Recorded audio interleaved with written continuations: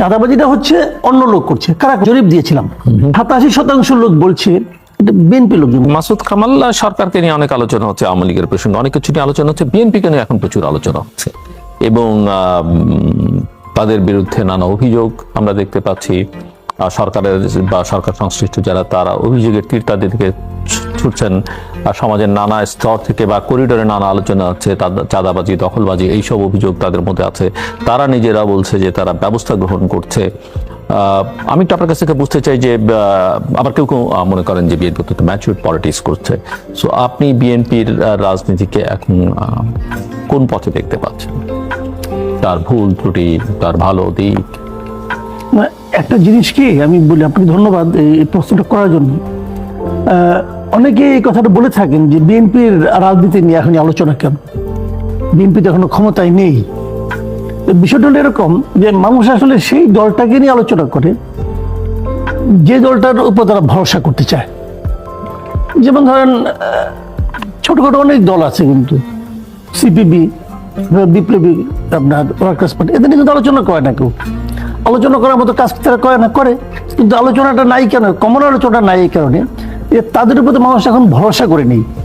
মানুষ এই মুহূর্তে ভাবতে শুরু করেছে যে সরকার অনেক কিছু করছে, আমাদের অনেক কিছু চাওয়া পাওয়ার পেছনে সরকারের মানে ভূমিকা নিয়ে মানুষ আলোচনা করবে, সরকারের কি পেলাম, কি পাওয়া উচিত ছিল, এগুলো যেমন বলে। ঠিক উল্টো দিকে মানুষ ভাবে আগামীতে হয়তো রাষ্ট্র ক্ষমতায় যে নির্বাচন ঠিকঠাক মতো হয়, যে দলগুলো আসবে, যে দলটা আসবে, আপনি যদি দুই একটা দলের শর্ট লিস্ট করেন তার মধ্যে বিএনপিকে রাখতেই হবে আপনাকে। বিএনপি এখন একটা গুরুত্বপূর্ণ বিষয়। এই জন্য বিএনপি কি করছে অথবা বিএনপি কি করতে পারে এগুলো নিয়ে কিন্তু মানুষ চিন্তা করে।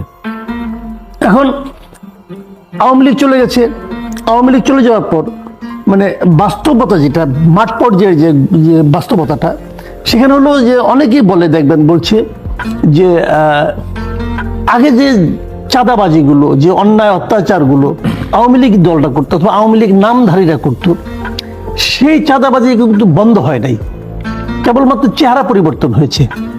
চাঁদাবাজিটা হচ্ছে অন্য লোক করছে। কারা করছে? আমি নিজেই আমার চ্যানেলের এর মধ্যে একটা আপনার এই ধরনের জরিপ দিয়েছিলাম যে এটা কারা করছে, এটা কি বিএনপি অথবা বিএনপির অনুসারীরা করছে, বিএনপির নামধারীরা করছে, নাকি আওয়ামী লীগ করছে, না জামাত করছে। সেখানে আমি দেখেছি 87% লোক বলছে এটা বিএনপি লোকজন করছে। অনলাইন জরিপ, অনলাইন জরিপ। একটা বিষয় যে অনলাইনে এখন অনেক সময় দেখি, মানে বিগত দিনগুলোতে, এবং আপনি ভালো জানবেন যে ধরেন আপনি একটা স্ট্যাটাস দিলেন, কমেন্টস দিলেন, ভালো না লাগলো, অনেক ফেক অ্যাকাউন্ট, বট অ্যাকাউন্ট এসে এখানে কমেন্টস করে, করে, এবং সেটা আওয়ামী লীগ তার যে গবেষণা প্রতিষ্ঠান সিআরআই তারা করেছিল। শিবিরের বিরুদ্ধে, জামাতের বিরুদ্ধে অভিযোগ আছে, বিএনপির বিরুদ্ধে খানিকটা কিছু অভিযোগ আছে, সেগুলোর কোনো প্রভাব আছে কিনা? ওকে, আমি এখানে এই ধরনের একটা প্রভাবের কথা মাথায় রাখি। একটা আলোচনা অনেকেই করছেন যে বিএনপিকে একটু আন্ডারমাইন করবার জন্য বিএনপির একদা মিত্ররাই প্রচার প্রপাগান্ডা অনেক বেশি চালাচ্ছে। সেটা খুবই হচ্ছে, সেটাও হচ্ছে, এবং তারাই বেশি প্রভাব বিস্তার করছে। তারা মানুষের মধ্যে এই ধরনের একটা ধারণা ছড়িয়ে দিচ্ছে যে বিএনপির আদাবাজি করছে, আওয়ামী লীগ তো করেই গেছে, এখন তো আমরা ছাড়া কোনো শক্তি নেই। এটাও হচ্ছে। আমি সবকিছুকে মাথায় রেখেও বলছি এখানে এরর থাকবে, আমি তাও রাখছি এররগুলো। তারপরেও আমি বলছি যে এই ফিগারটা যদি 50 আপে হয়ে যায় সেটাও কিন্তু ইভেন ইফ ইট ইজ 25-30 তাও অ্যালার্মিং, তবে অ্যালার্মিং। আমি সেটাই বলছি। এখন প্রশ্ন হচ্ছে যদি অ্যালার্মিং নাই হতো তাহলে বিএনপির কেন্দ্রীয় নেতৃত্ব কিন্তু তাদের ব্যাপারে বারবার সাবধান করতো না। তারেক রহমানকে আমি বারবার শুনেছি, উনি বলেছে এদের সম্বন্ধে সাবধান হন, এবং এদেরকে নাম জানা মাত্র তাদেরকে উনি বহিষ্কার করতেছেন। কেন করতেছেন? কিছু ঘটছে বলে তো করছেন।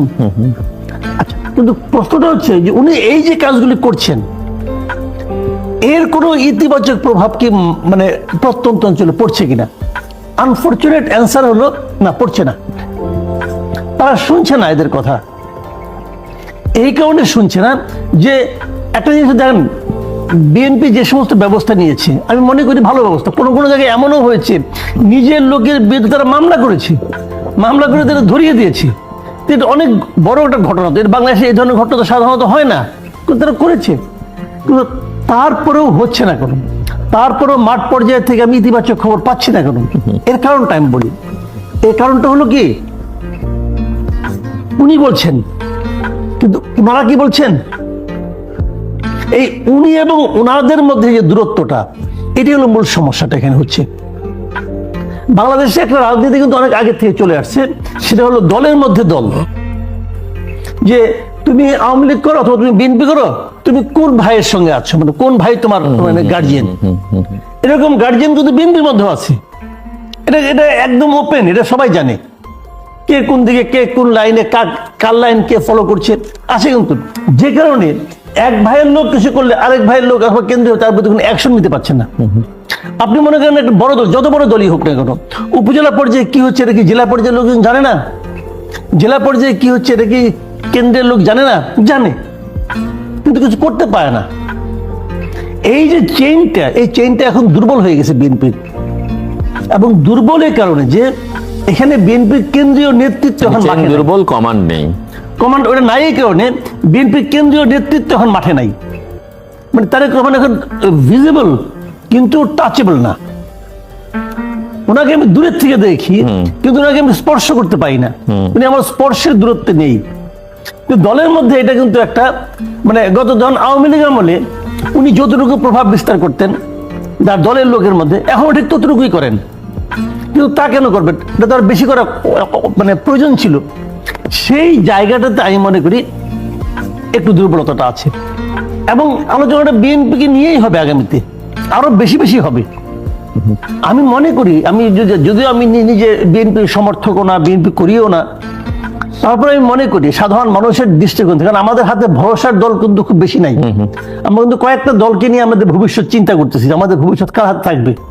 তো আমি এখানে আশা করি, আমি প্রত্যাশা করি যে উনি দ্রুত দেশে আসবেন, এবং উনি আর কিছু না, উনি যদি খালি পুরো দেশটাকে একবার ঘুরে আসেন, ওনাকে মিটিং করতে হবে না ভাই, আপনি কিন্তু ঘুরে আসেন, দেশের প্রত্যেকটা উপজেলা খেলে ঘুরে আসেন, আপনি কিছু চাইতেও হবে না, আপনি দেখবেন সিচুয়েশন চেঞ্জ হয়ে গেছে। দলের ওই সমস্ত ধান্দাবাজ তখন দৌড়ে পালাবে, তারা ভাববে যে না আয়সা পড়ছে, আমার দল চলে আসছে। এখন তো মানে ওই মানে আওয়ামী লীগ আমলে যে দলের যে অবস্থা, এখন তো সেই অবস্থায় আছে, কিন্তু সেই অবস্থার অবসান হওয়া আপনি বলছেন he is the party, certainly he is the party. একটা গোষ্ঠী 111-এর কথা, তারা রাজনীতির জায়গাটা দখল করে নিতে চাইছে। আজকের দিনেও কি সেরকম কোনো প্রয়াস আপনি দেখতে পান? মানে অরাজনৈতিক শক্তি বা কোন একটা শক্তির রাজনৈতিক শক্তি হিসেবে ক্ষমতাকে ব্যবহার করে উঠে আসবার আকাঙ্ক্ষা বা চেষ্টা, সেটা না সেভাবে দৃশ্যমান নয়। কিছু যে প্রক্রিয়া থাকবে, যেমন আমি যদি ওভাবে ধরি, এখন যারা রাষ্ট্র ক্ষমতায় আছেন তারাই তো অরাজনৈতিক শক্তি, তারা তো কোনো রাজনৈতিক শক্তি নন। আবার এদের সহযোগিতায় যারা সমাজে মানে দাপিয়ে বেড়াচ্ছেন, বিভিন্ন জায়গায় তারা বড় বড় কথা বলছেন, এবং বিপ্লবের মূল চালিকা শক্তি হিসেবে নেতৃত্বের দাবিদার যারা আছেন, তারাও তো রাজনৈতিক শক্তি নয়। মাঝে মাঝে তারা বলেন যে তারা রাজনৈতিক দল করবেন, আবার মাঝে মাঝে বলেন না দল করবেন না, কিন্তু রাজনৈতিক শক্তি হিসেবে থাকবেন। এই কথাগুলো পরস্পর স্ববিরোধী কথাবার্তা, তাও বলেন, কেউ প্রতিবাদও করে না। তো তারাও তো আমি ওভাবে তাদের ট্র্যাডিশনাল পলিটিক্যাল ফোর্স হিসেবে আমি বিবেচনা করবো না, বাট তারা তো আছেন। কিন্তু আছেন মানে তারা থাকতে চান এমনটা কিন্তু আমি প্রমাণ করতে পারবো না। এই সরকার আছেন, তারা থাকতেও চান আরো 1-1.5 বছর থাকতে চান, তার চেয়ে বেশি থাকতে চান তা তো আমি বলতে পারবো না। কাজে ওই 111-এর বাস্তবতা এখন উপস্থিত আছে এরকম আমার কাছে মনে হচ্ছে না। কিন্তু বিরাজনীতিকরণের ওই প্রক্রিয়াটা না থাকলেও আমি একটা জিনিস কিন্তু খুব খেয়াল করি, সেই জিনিসটা হলো আমাদের দেশে একটা শক্তি কিন্তু সক্রিয় আছে, যারা নাকি আমাদের প্রচলিত রাজনীতিকে ডিফেম করার জন্য নানা ধরনের কথাবার্তা বলেন। যেমন আমি একটা এক্সাম্পল দিয়ে বলি আপনাকে, এই যে সংস্কার নিয়ে যে আলোচনাটা হচ্ছে, বারবার একটা কথা বলা হচ্ছে যে এই সংস্কার এই গভর্নমেন্টকে করতে হবে, পলিটিক্যাল গভর্নমেন্ট এসে সংস্কার করতে পারবে না। এটা কিন্তু মানে মানুষকে একদম মুখস্থ করে খাওয়াই দেওয়া হচ্ছে ক্যাপসুল বানিয়ে, যে এই সংস্কার এই গভর্নমেন্টকে করতে হবে। এখন এই গভর্নমেন্টের কি রাজনীতিবিদরা 53 বছরে কিছু 53 বছর পায় না, আর পারবে না। তো 53 বছর ধরে কি ছাত্ররা পারছে? 53 বছর ধরে কি ডক্টর ইউনূস পারছে? এনজিওরা পারছে। আপনি যদি সময় পান, আপনি যদি মনে করতে পারেন, আমি একটা ঘটনা এটা বলে অনেক কিছু মাইন্ড করতে পারে, করুক, আমি বলি কথাটা। চার্লি চ্যাপলিনের মডার্ন টাইমস মুভিটা দেখছিলেন কিনা আমি জানি না। ওই চার্লি চ্যাপলিন হেঁটে যাচ্ছেন, ওই সময় একটা ট্রাকের পেছনে, ট্রাকের মধ্যে মাল নেওয়া ছিল, মালের মধ্যে একটা ফ্ল্যাগ ছিল, কিন্তু তো ফ্ল্যাগটা পড়ে যায় রাস্তা দিয়ে, পড়ে গেলে পরে চার্লি চ্যাপলিন সেই ফ্ল্যাগটা তুলে গাড়িতে ফেরত দিতে যায়। ঠিক এই সময় তার পেছনে একটা মিছিল চলে আসে, আর চার্লি চ্যাপলিন মিছিলের সম্পর্কে জানেও না কিছু, সে ফ্ল্যাগটা নিয়ে যাচ্ছে। পুলিশ এসে ধাওয়া করে, ও দেখে মিছিলের সামনে ছিল ফ্ল্যাগ শো, বলে হি ইজ দ্য লিডার। তো চার্লি চ্যাপলিন লিডার, এটা সবাই মনে করছে। এখন এটা হলো জানেন, সময়ের প্রেক্ষিতে কে লিডার হয়ে যায়, কে লিডার, কাকে লিডার মনে করা হয়, সেটা হলো এক জিনিস।